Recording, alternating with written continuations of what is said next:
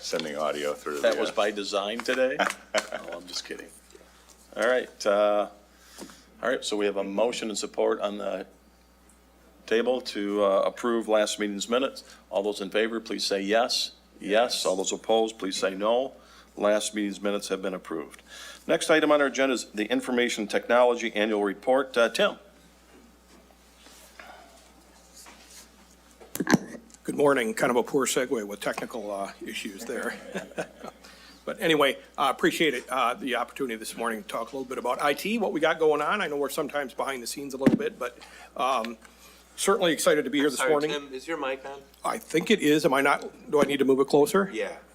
Here, let me shift around here. Is that better? Yes. Okay, sorry about that.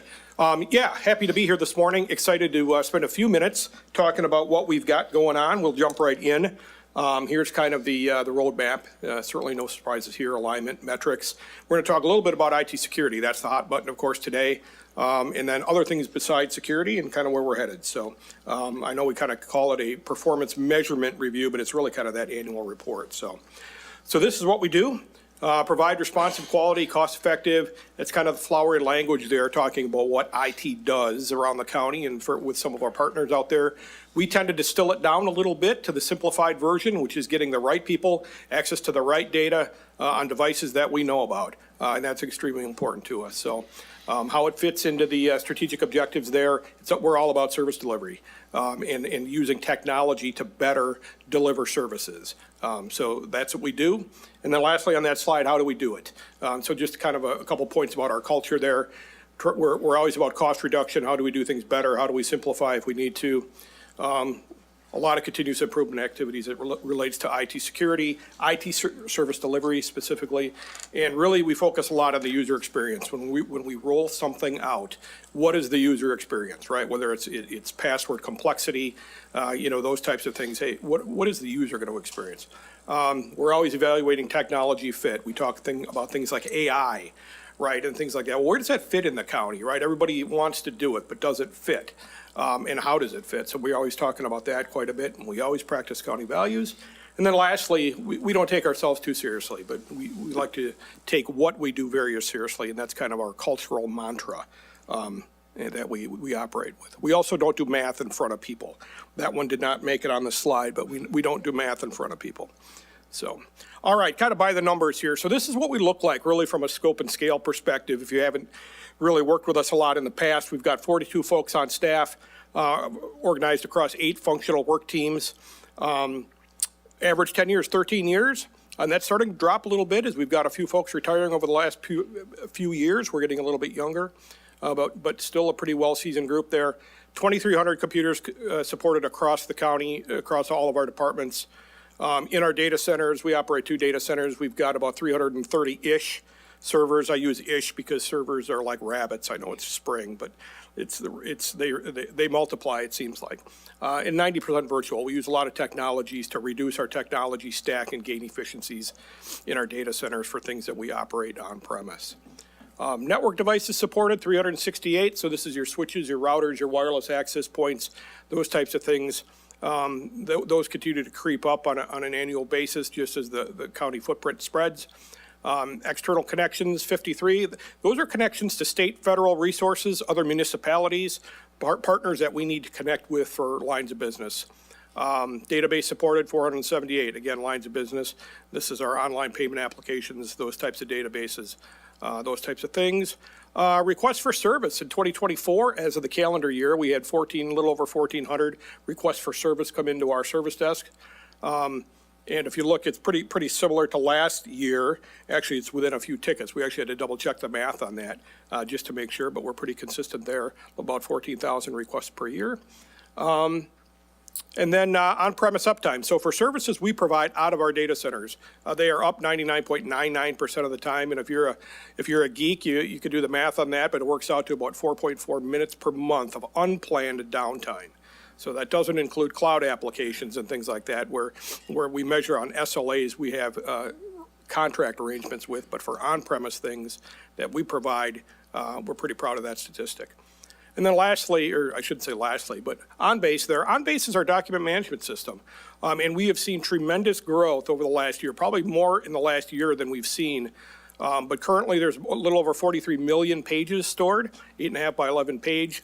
And that's a 22% increase over 2023. That's pretty significant. And then there's kind of an interesting metric there we like to do is how many file cabinets does that represent? It's a little over almost 1.5 miles now, placed end to end. So we'll talk a little bit more about OnBase coming up, but that is one of our primary applications that we support, develop against, and is really running more and more of our business. And then lastly, the website. I know we went through the website transition here a couple months ago, but as of the end of 2024, which was still on the old website, think of accesskent.com, 59% of our visitor traffic was on a mobile device. So that's a mobile phone or a mobile device. That continues to tick up. Last year it was about 56. Now it's 59. So really, people are really choosing to interact with us more and more on mobile devices. All right, talking a little bit about IT security here. So got a couple slides on this. Everybody's talking about it. Everybody wants to know a little bit more about it. But we've got 2 full-time IT security people. We're blessed to have 2 people that work full-time among our peers. We're fairly unique. We bake it into everything we do. We try to bake security into everything we do. But we have 2 people that focus nothing more on full-time. And so we're blessed to have that. From a budgetary perspective, this is one we're interested in. We spend about 21% of our budget, the IT budget, on security-related services. Compared to the national average of large government, excuse me, they're about 13.2%. Large government is defined as government over 1,000 people. So we spend a little bit more than the average. We tend to see good results as a result of that, but I think it goes to show the importance we place on it. So. Okay. Everyone's interested in it. You know, it's ratings agencies, insurance renewals, our cyber insurance. We have a ransomware rider now. Everybody we talk to, as you move through the county, is interested in IT security, and that's good. And it used to be that people came in that did these audits, they were financial people that would ask some IT questions, but you could tell they weren't an IT person. Now what you're seeing is they're coming with an IT security person, and that's good. But it does show that they are very, very interested in it, and the amount of data we provide for these rating agencies, insurance renewals, it's more and more every year. And increasingly, it's kind of a show me. Don't just tell me you're doing it, but now show me you're doing it. A lot going on there. We follow a couple different frameworks. NIST, which is the National Institute for Standards and Technology, they have a security framework we follow on a day-to-day basis. We practice defense in depth and best practice. So nothing unique that we do for government as opposed to private sector. It's more about the type of information we protect, but the method in which we do it is largely what you might find in private practice, or private industry, I should say. Ongoing regulatory audits and compliance, we're going to talk a little bit more about that as we go. You're going to see that kind of recurring on a number of different slides as I talk here, just because it has become just an ongoing thing we do, rather than a once or twice a year thing. We do an annual penetration test, internal and external. So we have people try to get in from the outside. And then if they can, and they haven't, so that's good. But if they do, we assume, hey, if they could get in, what do they have access to? So we kind of have a couple of different perspectives on that. We do that at least once a year. We don't tell people when it's coming. I don't tell our staff when it's coming. I'm the only one who knows. And just so that we can stay current, we can stay consistent, and we can't sort of be prepared, if you were. So it's always an interesting exercise we go through annually. Edge devices, kind of talking about that. Laptops are now the edge device. It used to be that, think of the internet firewall as your edge device. Not anymore. If you're working from home on your home wireless network, you are the edge device. And so we're very, very, very careful about secure workstation configurations and how we manage our edge devices now out in the field. Incident response plan, I'll talk a little bit more about that and engagement with the EOC there with Scott Corbin. But we spent a lot of time talking about and walking through what would happen. And then lastly, data loss protection on this slide. We're also concerned about what goes out. So we send about 55,000 emails a day through our email system, all sorts of different information, but we're watching what that data means. So people are erroneously trying to send out social security numbers, driver's license numbers. We catch that, we get a report on it, we can follow up on it. So we are very, very closely watching data going out. Or it's even more scary, but where we have two cloud systems that are trading county data, it doesn't even touch our premises, right? So cloud to cloud, but it's our data, what's actually in that data, and we need to watch that too, so. So a lot going on there, a little more security. People are still the number one threat. I think that's not a surprise. AI, or what I'll term irresponsible use of AI, is really evolved into sophisticated phishing campaigns for email, and we see it almost every day. Nefarious actors are getting very good at crafting emails, harder and harder to catch. Ongoing vigilance is really still something that we preach and is our best approach.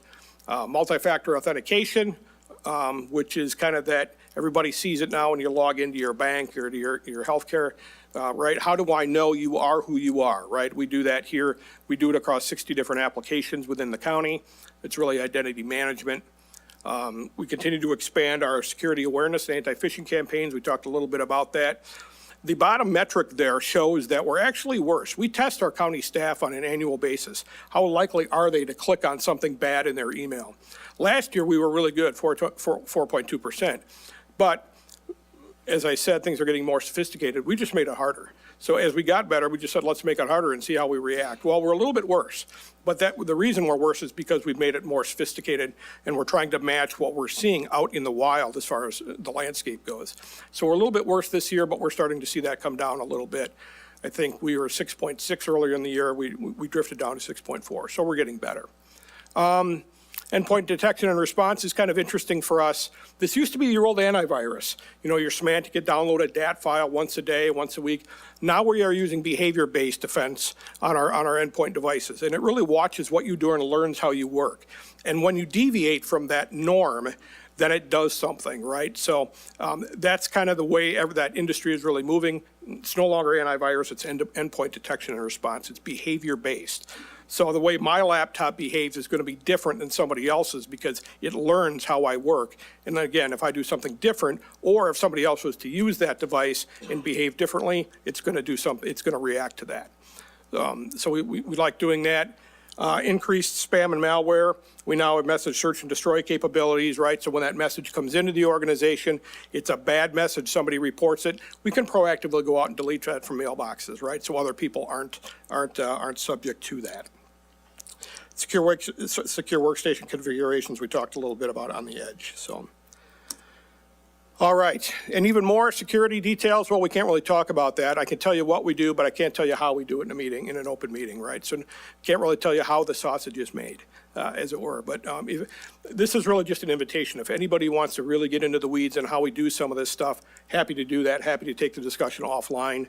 But hopefully that's a good overview of kind of the emphasis we're putting on it.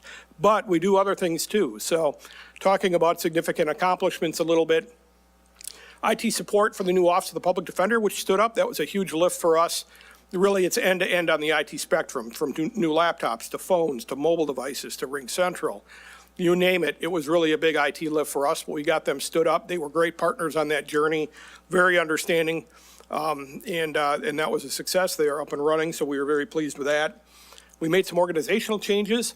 We took on mobile phone support in IT. Formerly, that was fiscal. But that was really more of a technology. Nobody was really happy the way that it lived in fiscal because it should have been a technology thing for a long time. We finally did that. And then more recently, we took on support for our Advantage 4, which is our CGI environment. So that now lives in IT. So I think that just makes a little bit more streamlined support process for our customers. I'm not going to talk anymore about IT security, but we continue to improve and enhance where we can. I mentioned OnBase earlier, our document management system. Some of the highlights there, we rolled out the agenda management module, which all of you are using. That's kind of one of the more recent ones. We did a client intake process at Veteran Services. Operation Paperless for the Clerk's Office on 17th Circuit is a huge paperless initiative they are undergoing right now. And they are going to go entirely paperless. They're getting ready to launch civil cases here in the next month or so. That has been a huge effort on their part with support by us. DocuSign is our electronic signature package. We've increased that usage, so we're trying to get rid of those paper signatures, the wet signatures. Some of these forms are public facing, so that is helping the public as well in terms of our ability to deliver services across the county.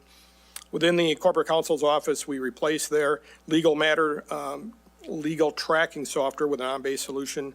And then within HR, we moved open enrollment to OnBase as well. So kind of just those iterative improvements that we're making with OnBase, with some big projects sprinkled in there. But again, looking back to all that increase in OnBase usage we've seen, that's where we're headed. So I mentioned the EOC participation. So Scott Corbin reached out. So IT now, county IT is formally involved in the Emergency Operations Center. There's a cyber annex in the giant binder of emergency response about how do we respond as a county to cyber attack if the EOC is activated. We actually walked through an exercise with them last fall, and we're going to continue that again this year. So we're excited about that. And that has made us really better from a process management internally as well. Wireless network upgrade activities, that continues. Continue to reduce costs across the board, whether it's our hardware platforms or software where we can. Again, more audit and regulatory compliance support for various departments. Support of the new website launch over to kentcountymI.gov.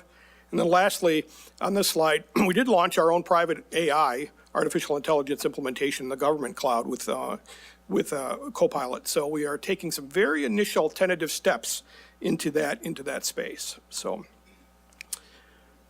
And where we go from here, well, we've got 50 projects on the books for various departments. Some of those we talked about, some of the others we didn't, but they are really across the spectrum. Projects are increasingly complex. An interesting one is that we just got involved in was like the jail key management program. They put out an RFP for a new key management, and you wouldn't think that as a technology component because it's just keys. But there's a wireless component. It's pretty fascinating, but it just goes to show that anything going on around the county's got a technology aspect to it. So we like to be involved in that. It's fun when you come to work on it. You never know what you're going to get involved in on a daily basis, but lots of projects going on out there. Continued expansion of security landscape. Incoming requests for service do outpace capacity. I know you're talking about new positions coming up here in a little bit. We do have a position request out there, so hopefully this helps set the stage for that discussion a little bit, but we're busy. In the GIS area, we have a LiDAR refresh. So LiDAR is the imaging piece that basically provides contours, 2-foot contours across the county. So we hope to fly that next spring, a year from now. We are waiting for potentially some federal grant assistance on that to help pay for it. But that is one of our more public-facing things we do in IT is GIS services. So this is our 10-year refresh for this. Looking forward to getting that done. Audit remediation again. Various paperless initiatives will continue. We don't see that slowing down. In fact, we see it speeding up. Cost reduction efforts never go away. AI, that's not AL, it's AI. We always get confused when we see AL appear on a slide. So we're not taking a cautionary approach to AL, although that might be something we should look at. But anyway, that cautionary approach I talked about earlier is what does it really mean to us? How do we use it? How do we protect ourselves from it? We can't stop it. Initially, everybody said, oh, we got to stop it.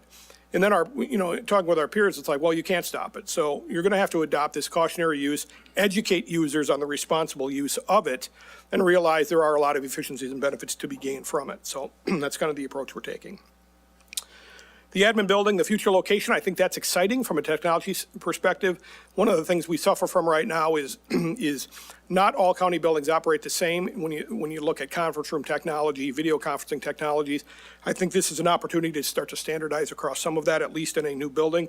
I think that's exciting. End user work habits. One size no longer fits all. It used to be, 5 years ago, you came to the county, you got a phone, you got a laptop, and you went to work. And that's really changed. The workforce is changing. The demographic is changing. I think expectations are changing. I have a vision of a bring your own device, right? Where we don't care what you bring in. You can just use it, right? And because that's the way you like to work. And I think that's the future. Private sector is doing it. Universities are already doing it. Government will have to get there at some point, I do believe. But one size no longer fits all. So how do we adapt to that? The future of 17th Circuit Court case management is a big one for us. They use a case management software called CourtView, which is now the oldest thing we run. It's almost 25 years old. We're going to have to do something with it at some point, but we continue to kind of get mixed messages from the state on what we should be doing, when we should be moving to their online case management The tight integration we have with OnBase doesn't help that discussion. We're probably years away from it, quite honestly. But what do we do in the meantime? So that one is one that keeps us up at night sometimes. And then lastly, the pace of cloud adoption here. It's really easy to go out and find software that fills a specific niche, and that's great. But at some point, it rolls back to us because it's got to connect to something. They want to integrate it with a data source of some type, and then we get involved. And so it's not as easy or as fast as people sometimes think to adopt cloud services. It's easy to pay the invoice when it rolls in, but what happens on the back end? So. All right, so none of that happens without a lot of work by a lot of people. That's certainly, we got a great IT staff. We've got 42 passionate, dedicated people. I've got great leadership. Janice Rockburn was our old deputy director. She retired last September. That was a big hole to fill. Mary Beth Van Til has accepted that role, and she's been doing a great job. We've got other great leadership in the IT department. And we really enjoy the success as a result of that. We get great support across the county from department directors. If I need something, if we want to have a discussion, we just pick up the phone and call, or we use Teams, because that's what people do now. But it works, and it works well, and I really like the way IT is positioned in the county. I like the visibility we have. I like the relationships we build. And then lastly, county staff. County staff have shown an incredible ability to adopt and change culture. We're seeing it at 17th Circuit Court with Operation Paperless. We've seen it with Ring Central a few years ago.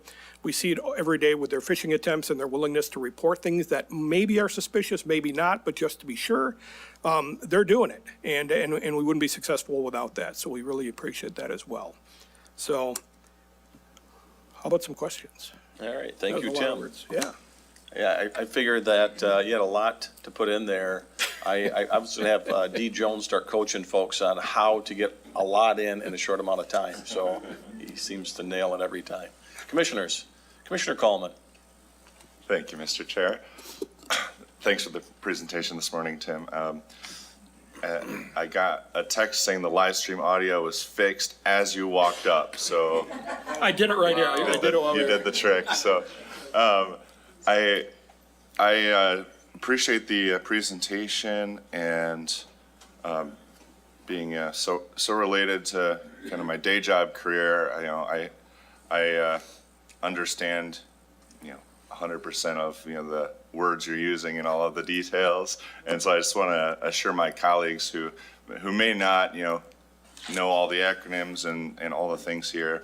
We have a very well-run IT department, and the extra emphasis, that extra percentage of spend on security, in my view, is well worth it. Like, that's extremely important and becoming more and more difficult as the years go by.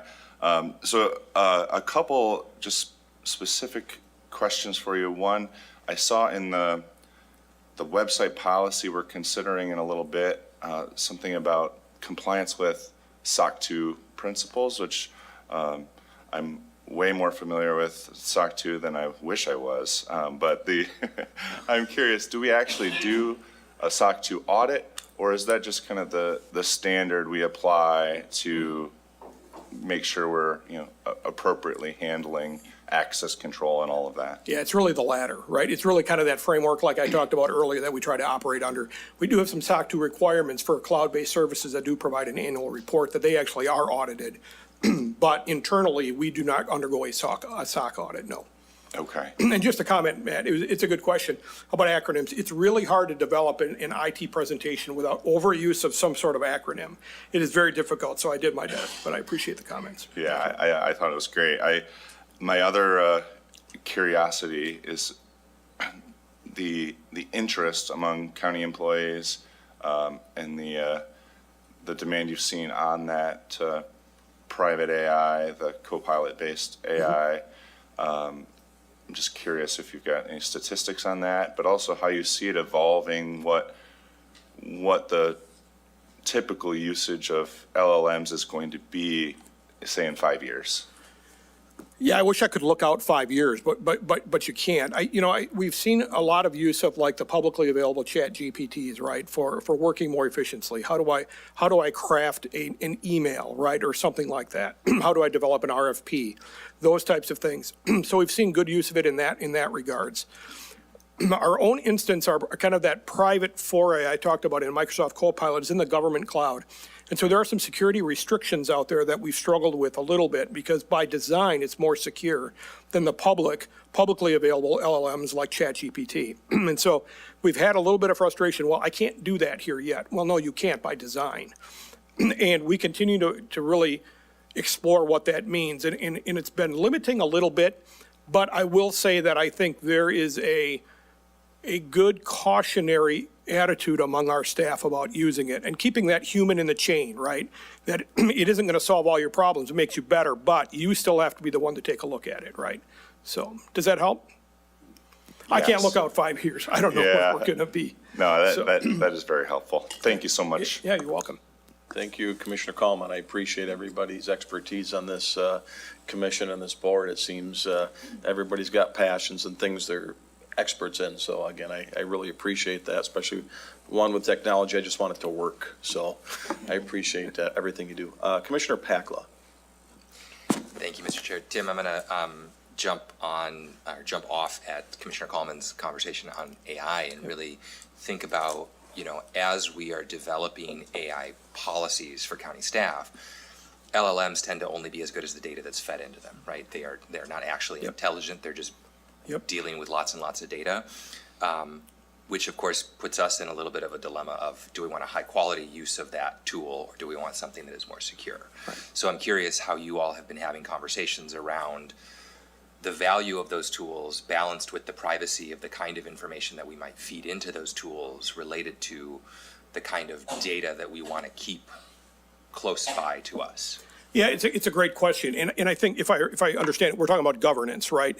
And really that is where amongst ourselves and amongst our peers, we struggle a little bit because I think sometimes when you govern it so tightly, you never get anywhere, right? But in a case like this where you've got data potentially leaking out to the public, it's extremely important that you do it.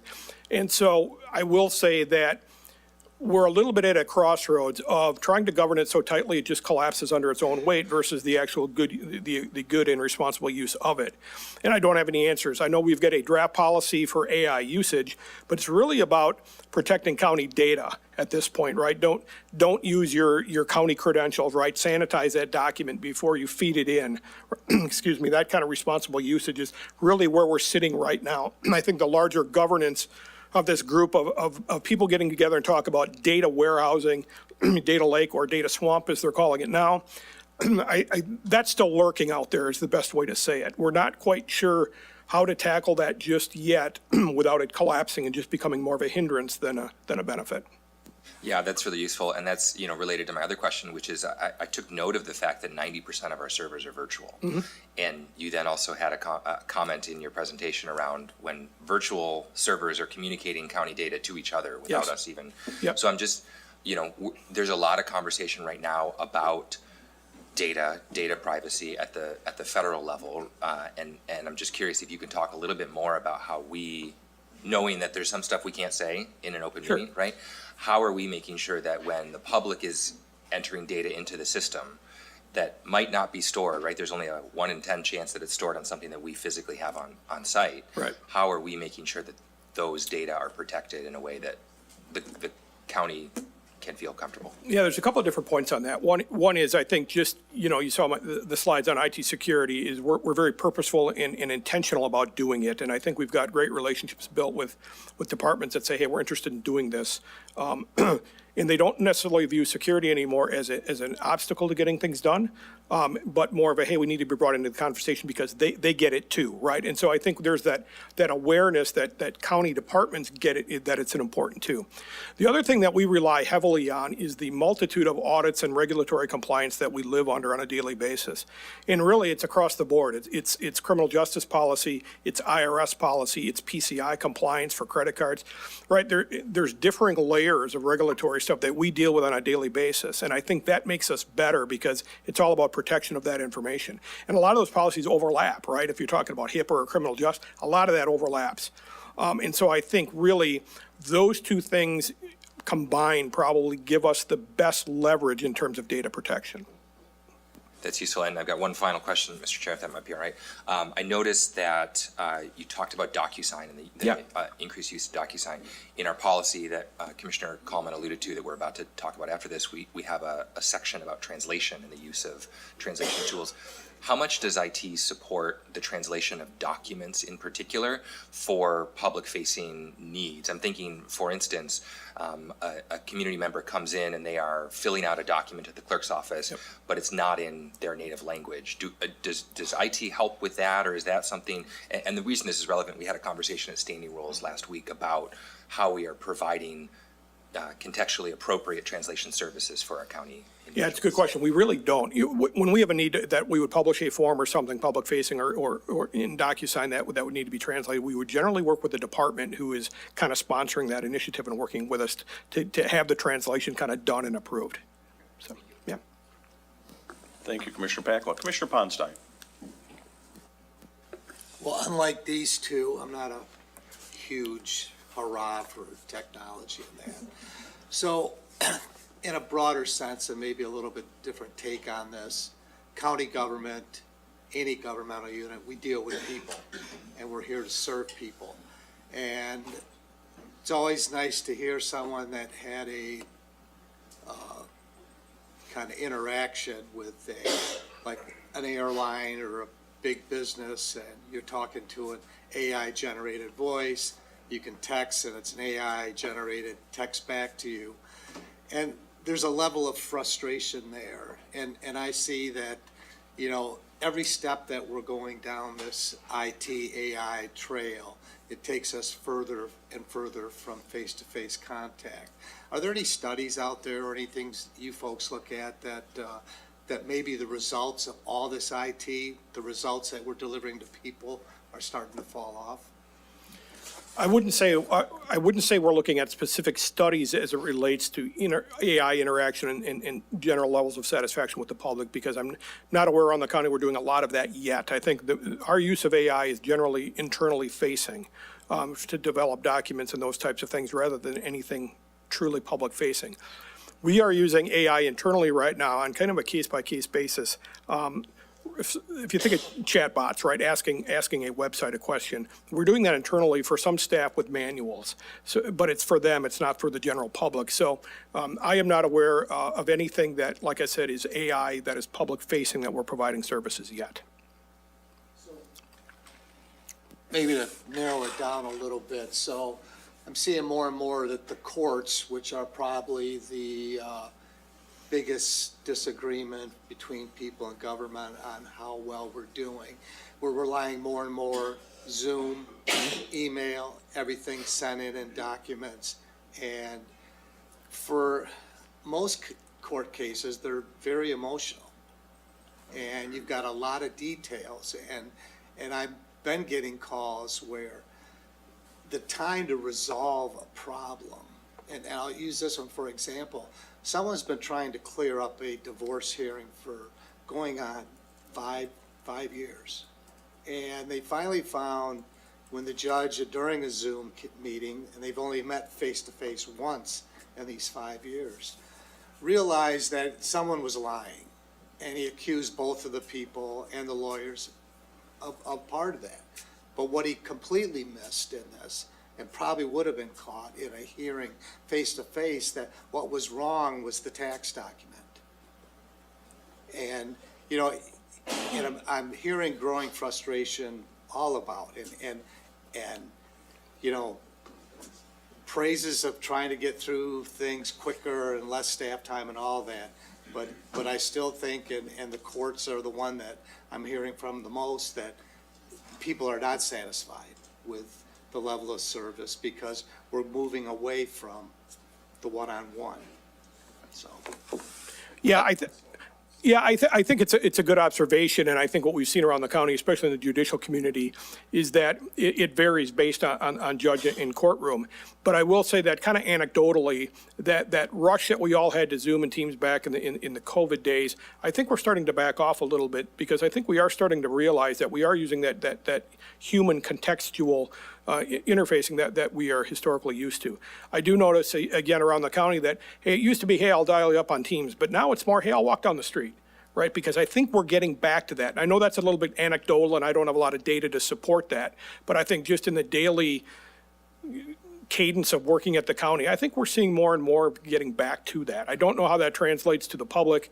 I do know there has been frustration in the judicial community simply because there doesn't seem to be a standard way that they're doing it. But I guess I can't comment on any more than that. Yeah. Commissioner Womack.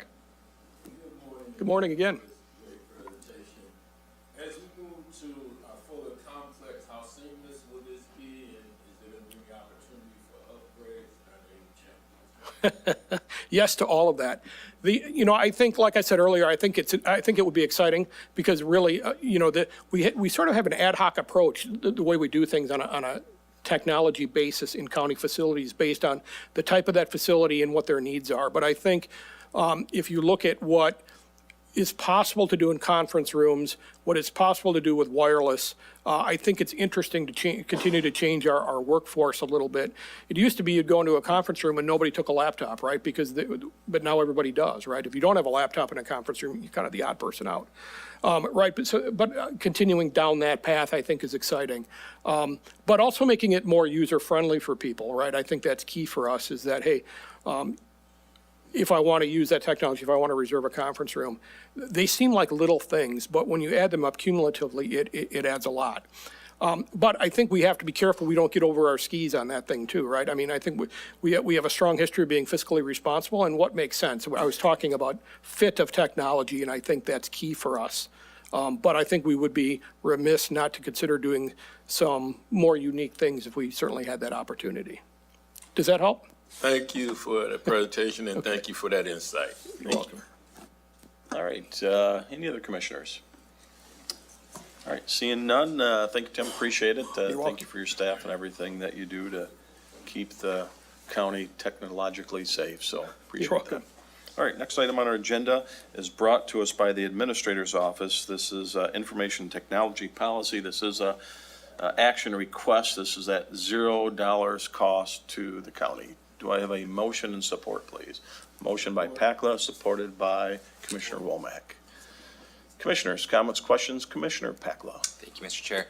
Alan, just curious about this line in here about in case of emergency, the county administrator controller has the authority to modify or waive. Is that a standard sort of boilerplate language that we put into a resolution like this? Or is there something related to this that's special? Okay, thank you. This probably relates to our previous discussion, but I was a little surprised to see in the policy and guidelines that we weren't more explicit about sort of our approach to AI on the website, or related to that, maybe some upcoming opportunities with the website. I don't know if we currently handle any financial transactions with our current website, but that seems to be another area where it would be good to specify some sort of policy. So it might not be this iteration, but just thinking forward, and would love to know what consideration went into those two topics. I can get one, and I'll have, well, let me try both, and then Tim, you can jump in. But first with AI, I think it's just a matter of it's so new, that we're learning as we go, we're adapting, and I think you will see more specificity in this as we move into the AI world more and more. As far as the other, we have a payment engine, we're one of the earliest counties in the state to develop a payment engine for access contact, and I think we look for that opportunity. And so, yes, we do have a number of financial transactions that happen over that. So, Tim, feel free to add to that. Yeah, I don't know if I would add a lot. I think your timing is right, Al. It was around 2000, I think we started, but I think we currently run 53 online payment applications through through KentCountyMI.gov today, across the board, from dog licensing to, you name it. And Tim, what would the reason be I would probably have to talk to Lori on that a little bit. I thought we had a different policy, at least in draft form, as it related to online payments, because there's also a discussion there about convenience fees and things like that. So it's a follow-up item. All right, any other commissioners' comments, questions? If not, oh, Commissioner Coleman. Just a quick one on, so I know with consolidation to kentcountymi.gov, some separate websites are kind of consolidated into the one, but I did notice that it just says we'll maintain a website, but in the past, we've had, multiple websites operated by Kent County. Does this policy apply to any website operated by Kent County or just kentcountymi.gov? You are correct in the sense we continue to collapse a number of, let's call it domains, but sites, yes, into Kent County MI. That will continue. So the intent is that eventually we're all going to be one.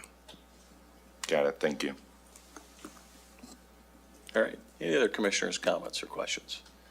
If not, all those in favor, please say yes. Yes. All those opposed, please say no.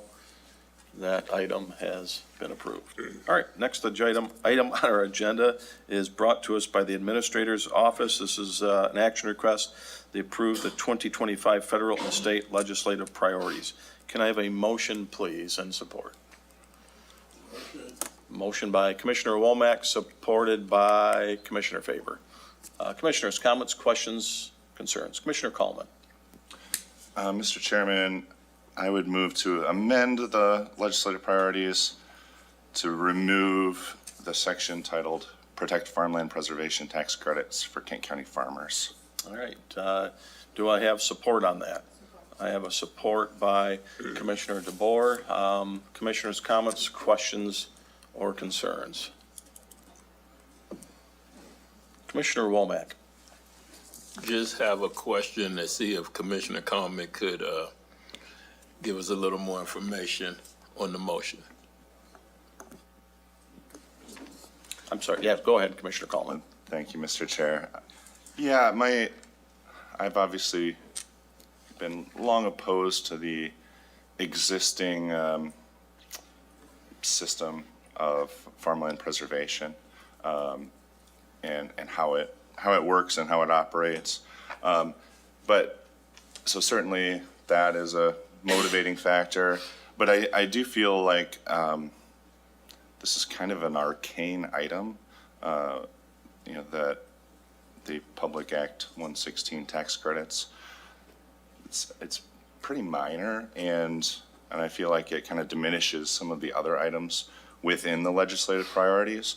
And if this item's removed, I'd be supportive of the whole legislative priorities. All right, any other? Commissioner Ponstein. Thank you, Chair Burrow. So, yeah, it is very narrow scope of an issue, and I tend to somewhat believe that maybe a better thing is, the protection of farmland in general, and what we do to support and make it a viable, productive industry for the state, which I think we all know food security is going to probably be one of the top issues in the next 10, 20 years. We only have to look at Hart, Michigan, where a 700-acre asparagus farm was sold at auction, and the winner was Consumers Power to put a solar farm there. And the farmers there that wanted to keep it farmed were pretty much given the message by consumers is that, well, we're here today and we've got authorization to go as high as we have to get this. And it's stuff like that that's more and more of viable farmland. That same solar could have been done on rooftops or in parking lots. The threats to farmland preservation aren't the tax credits. It's, other government entities. A lot of times the neighbor that lives on the property next to it. So I would be more comfortable with a more broad statement about policies toward Kent County farmland. We've got one of the most unique growing sites in the nation, that ridge that grows apples. I think we're number 2 in the country. So, yeah, it's a difficult issue, and it always comes down to is, how to protect it. But, what the state's doing right now isn't protecting it. I ran into a USDA rep at the national conference, and they were talking about the importance of solar, and, that's easy, quick way to do it. And I just asked the simple question that instead of when you purchase a whole farm that's highly productive, that has the USDA ever looked at, well, I've got 1,000 acres as a farmer, 800 of it's really productive. Maybe I'd like to carve off 100 acres and let's put a solar farm there and then make it a lease to the farmer to help them ensure that the profitable part of the farm stays in existence. I mean, there's a lot of things we can talk about, but yeah, I tend to agree that this is very targeted. I don't think the threat to farmland is the 116 Act or tax credits. I think it's a bigger issue than that, and that kind of takes away from the importance of having a legislative priority of protecting farmland. So, thanks. Commissioner DeBoer. Thank you, Chair. I have consistently been against PDRs, and it's not because I don't want to protect farmland. I think Commissioner Ponstein and I have a lot more in common than we do different. It's mostly, my hang-up is just tax credits that are public going towards something that, in my consideration, is private, where the public is not allowed to participate in something with that public dollars. So I will be voting in support of the amendment, but I also appreciate things that we could do or considerations to protect farmland in the future without necessarily using public dollars for it. Commissioner Pakla. Thank you, Mr. Chair. Noting a process piece here, this item was not in the draft legislative priorities that came out on the 27th. And so typically when we have changes to the priorities, it comes about because there was either an issue or because it was a thought from a commissioner in that request for feedback. Wondering if we can get a little bit more information about this particular legislative priority as it was added in and the scope of the concern here. Lori, do you mind talking about or Josh, with this, please?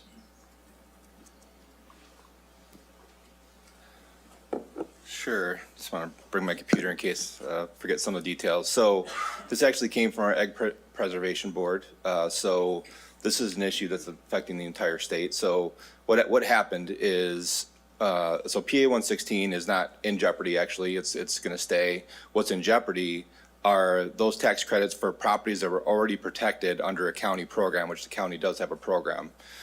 So those farmers participated in a county PDR program, believing that those, and up until last year, that was the case. Those tax credits are available for that property. It's still protected. It's just permanent instead of temporary under the state's program.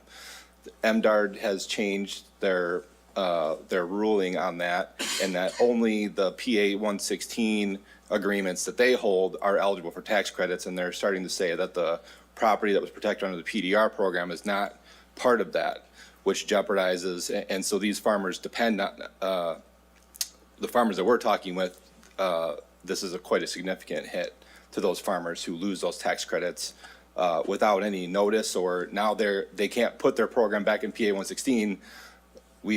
It's a permanent easement, so it really jeopardizes the viability of that farm. And that, for that reason, the Ag Preservation Board wanted that to be a priority for the county so that we can just either get the rule change back within MDARD so that those farmers that protected their farm under our county program aren't harmed, or a legislative fix that would just clarify that is in fact eligible.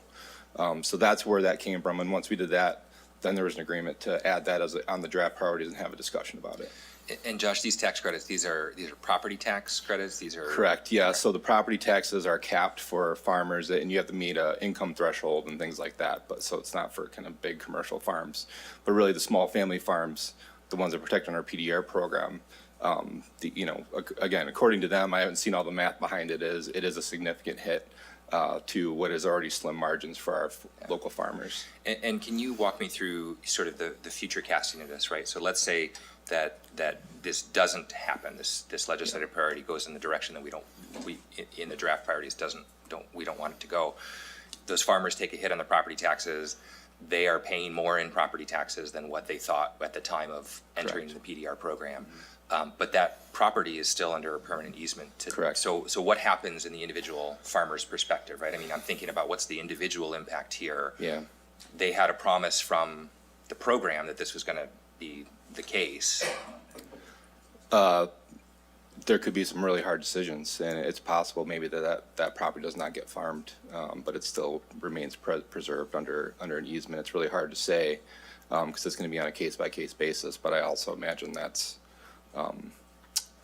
farmers are probably going to be less likely to agree to put their property under a PDR program in the future, but that doesn't help the properties that are already protected under all the county programs. And can you remind me the number of properties inside of Kent County that are protected by the PDR? Yeah, you know what, I should. Or just scale, know right? I off mean, the is it top of tens, my head. hundreds? Yeah, I think we're at like 13 or 14, somewhere around 2,500 acres. Okay. Yeah.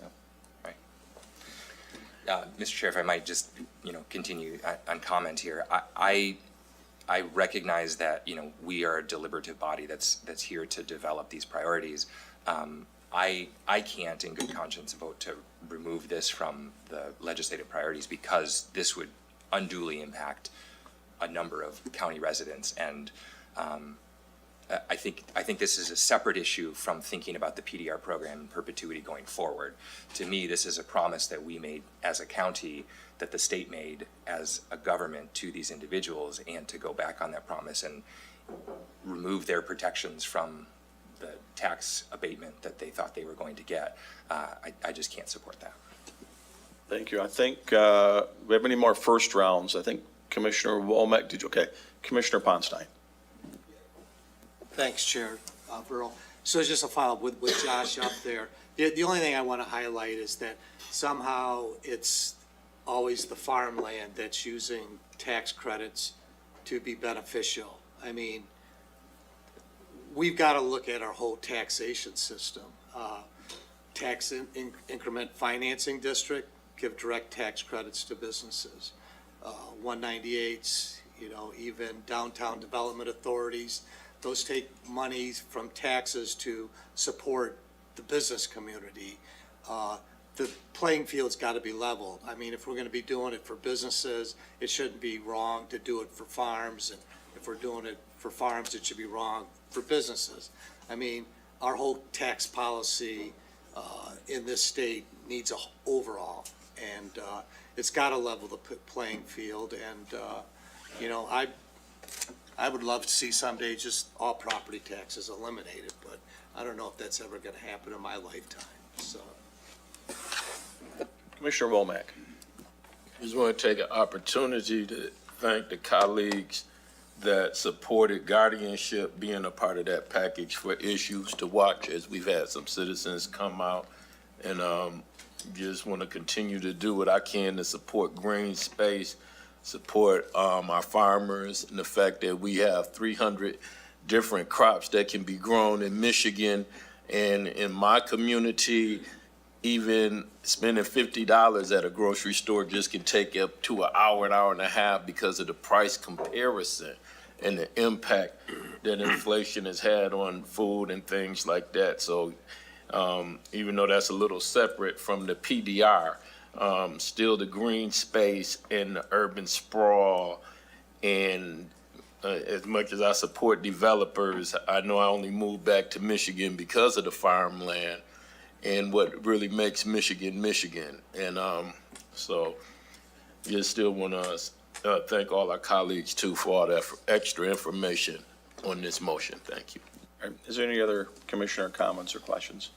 Again, I'm not, as my votes in the past have shown, I'm not a PDR growth person. I don't think that, like Commissioner Coleman and DeBoer, it's not a spot for our tax dollars to be going. I do have some concerns with our current farmers that are in that program, right, that I didn't necessarily support at the time if I voted on those. However, they did go into those programs thinking and realizing that those tax credits would be there.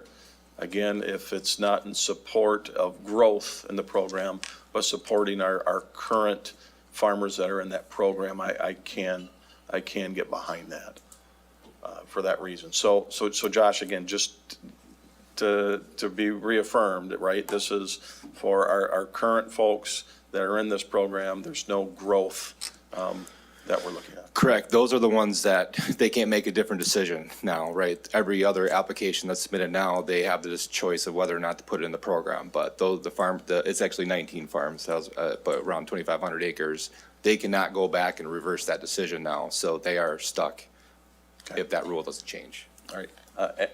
Commissioner Coleman, no, our administrator has a Thank you, follow-up Mr. as well. Chair. This is helpful information to kind of learn the details behind why this was added. And while I certainly continue to view and maybe a reinforced, view with the confusion here about the existing PDR program not being a good solution to accomplishing farmland preservation. But that being said, it still seems to me, while I'd be supportive of those existing 19 farms,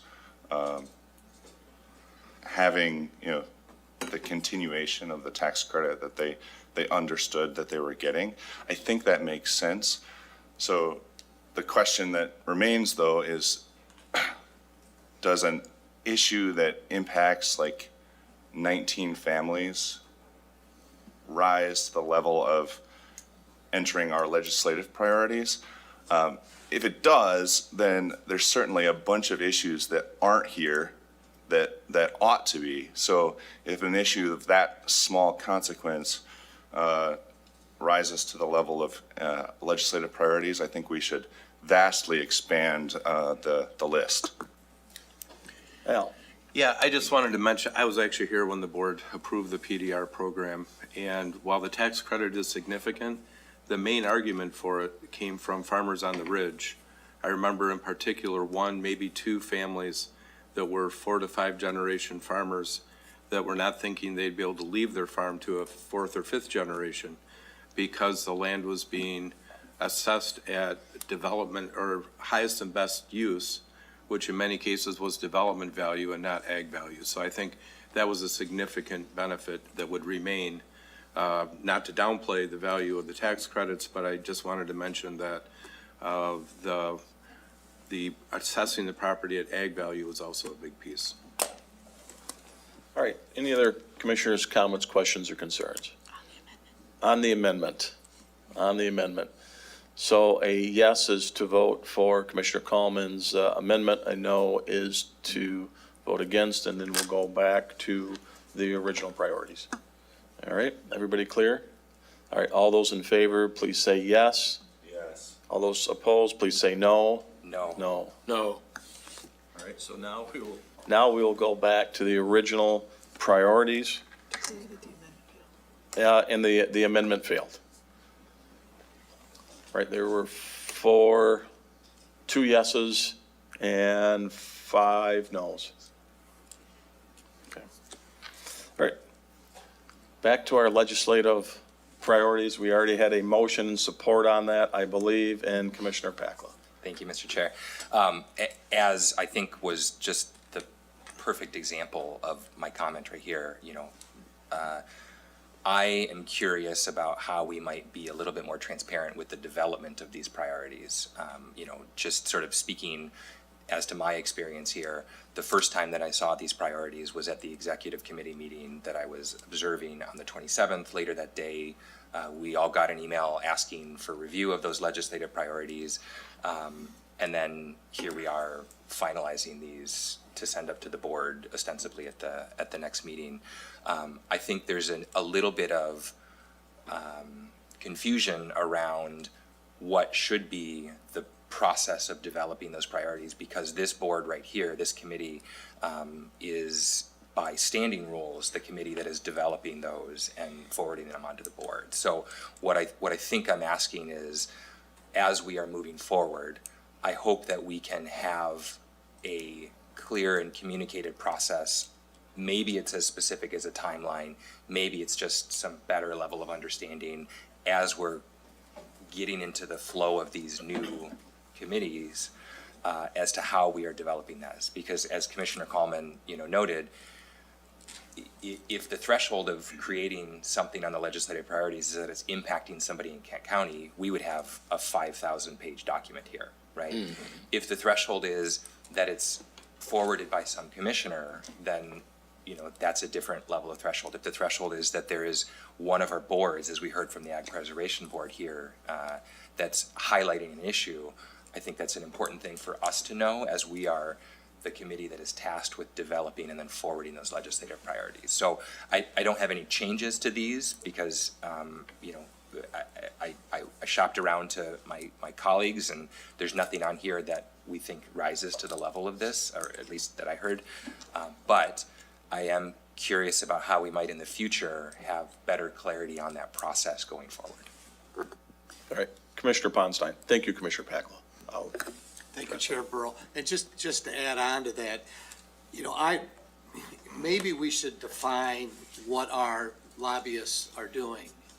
I would hope that if an issue came up tomorrow and we're not meeting, and it needs to be addressed, that the relationship with staff and the lobbyists would be advocating for that, and maybe just have a broad scope things of when we get involved, I don't want to say against the state, but disagreeing with the state, I guess is a better word, on an issue, that what is the process to get our lobbyists involved? And if it's not in the legislative priorities, is it hands off then? So just clarifications and maybe a redo of how we picture our legislative priorities. Instead of a list, we can do something else like, the value to the county. So thanks. Oh, good. Thank you, Commissioner Ponstein. Commissioner Womack. Yeah, just wanted to echo Commissioner Pachula, that I think the process is very important. And I just want to thank Commissioner Kallman for making the motion, because in that discussion, we discovered a lot. I seldom vote against Commissioner Kallman's great motion.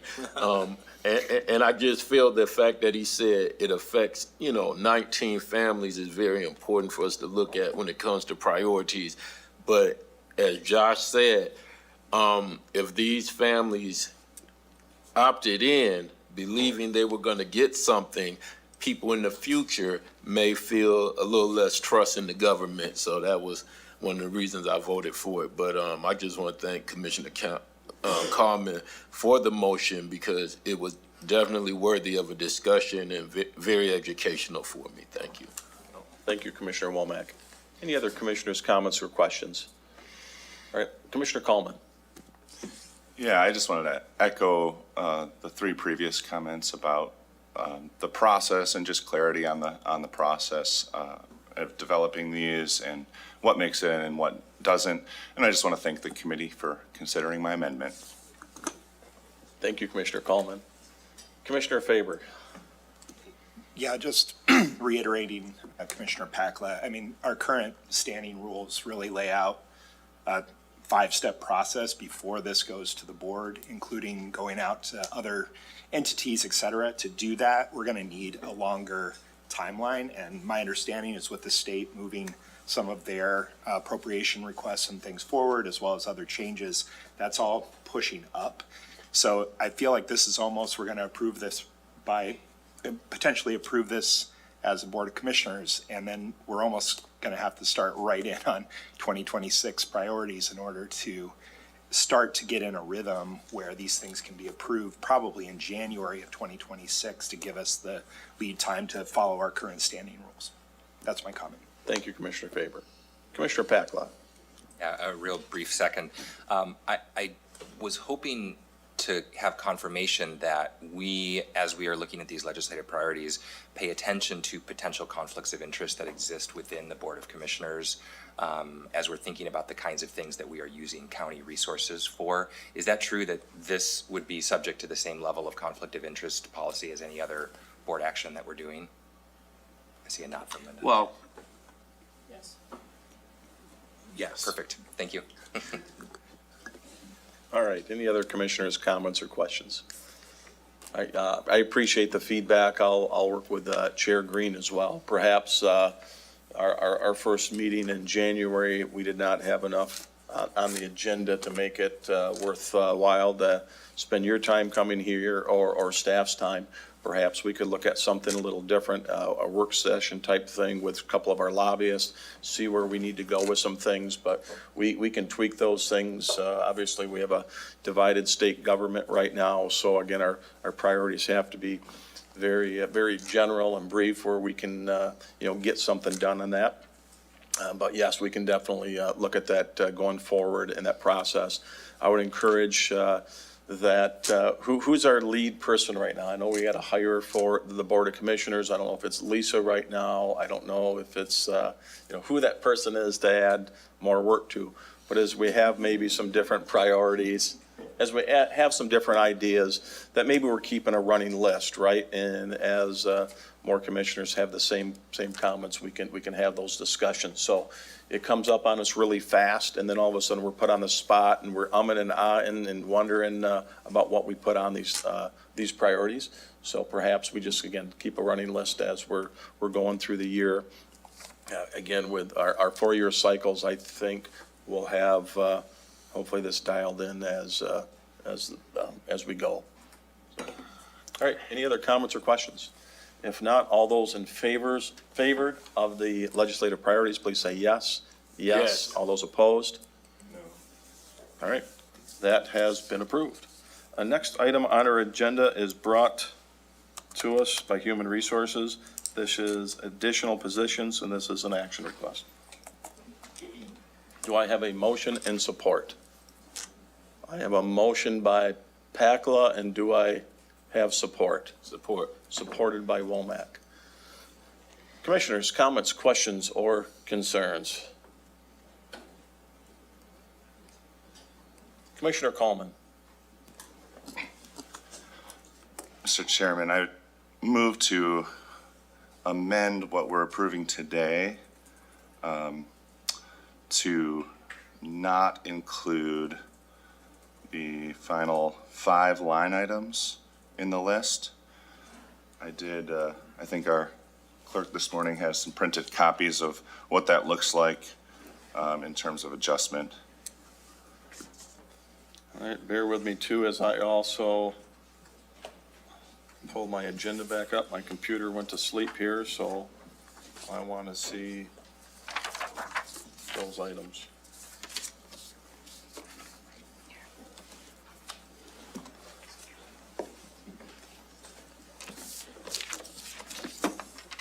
All right, so what you have here, Commissioner Coleman, is there's 3 sheriff positions, circuit court and probate court.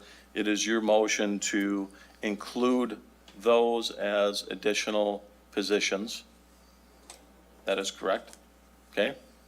And you would exclude, there's 2 brought to you from the administration, which is the housing grants analyst, assistant corporate counsel, human resource, the senior human resource specialist, an IT administrator, and a parks manager. Is that correct? That's Okay. correct. Thank you, So, Mr. Chair. yep, we have a motion on the floor from Commissioner Coleman to amend the positions to include the 3 sheriff positions, the circuit court, and a probate court. Do I have support? Support by DeBoer. Do we have questions and concerns?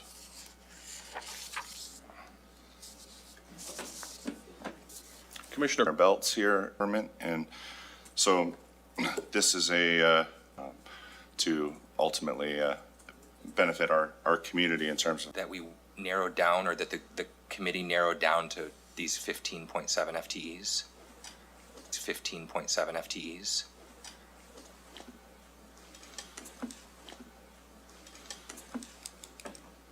Good morning. The total request was for 30.2 FTEs. Okay, thank you. 30.2 FTEs. Okay, thank you. And then, Al, it's not intended that by requesting these FTEs, Continues to be robust, partly because we're typically the fastest growing county in the state, projections. and just to follow up on that, the reduction of about $500,000 from a position, request would not lower the amount of revenue that we would be generating, right? No. Okay. all right, commissioners, any other, Commissioner Womack? Yes. It's a great time to be supporting some of these positions. Is anyone available that can give us any information on some of these positions? And would like some information on the youth specialist, something definitely seems to be needed. Or if that's already something we have, that gives a little more information on these positions All right, and how so, they help with public safety. thank you, Commissioner Womack. Let's have, do we have any other commissioners' comments? Because I was going to have Al asked to say a few things, and we can ask some of these department heads some of these questions as well. Sure. I think that each one of these position requests has a different fact set, and so I think it would be at least good to hear the different department heads and judge that have come out this morning to speak on behalf of those. I can start with administration. The housing and grants analyst is a position we predicted when we recommended the authority. Ultimately, we believe this position will pay for itself because it will do the, basically the heavy reporting that's required for housing projects that are paid for using TIF funds. Expanded the use of TIF to include housing. Assistant Corporation Counsel 2 expands an existing half-time position to full. And then Senior Human Resources Specialist. When the Great Recession hit, we cut, or the county cut, I should say, since I wasn't here, HR by 7 positions. 2 have been replaced by technology. I think we've added 2 back. And so really, we're still 3 down from when the Great Recession hit in 2008. And that does show in their work, especially in training. And of course, at the same time, we're facing some of the more challenging. Mr. Chair, it may be good just to have each speak a minute or two about why they asked for the position. All right, so yes, if we can have, again, please keep it very brief, because if it goes too long, I will probably cut you off. Not probably, I will. But if we can have each of those folks come up and give maybe a 60-second quick answer, and then commissioners can have some comments or ask some questions. Yeah, Linda, yes, please. Just for the commissioner's information, this is an attorney to deal with capacity for 3 years. So what this does, and that's why you see the 2 different numbers there, this turns the temp into a permanent at a fraction of the cost of what we would have to do to spend on the outside. The hourly wage here at the county is good, and it's public service to our community, but we spend a whole lot more if we have to send it out to private firms. So this takes a 3-year run at a temp, which proved that we needed the extra capacity, turns it into a less than full-time, but permanent employee. Okay, thank you, that helps. Amy? Yeah, so Al kind of provided the big picture for HR. We took as did most departments, had a significant reduction in HR staffing, and we've been slowly, whether we need to add the staff back or whether we can use technology or restructuring work or outsourcing to meet the needs just as effectively. We have basically hodgepodge compensation together. We have different people in HR that each have a little piece of it, and nobody really holistically is looking at the systems that help us to manage one of the largest costs that we have. Our costs for general fund payroll is well over $100 million, and I believe would pay for itself by properly putting together comprehensive systems to manage that cost. Also, customer service is really lacking. The average wait time for departments that want a classification audit is approximately 5 months, just because we have people who are busy doing other things and they're trying to fit these compensation responsibilities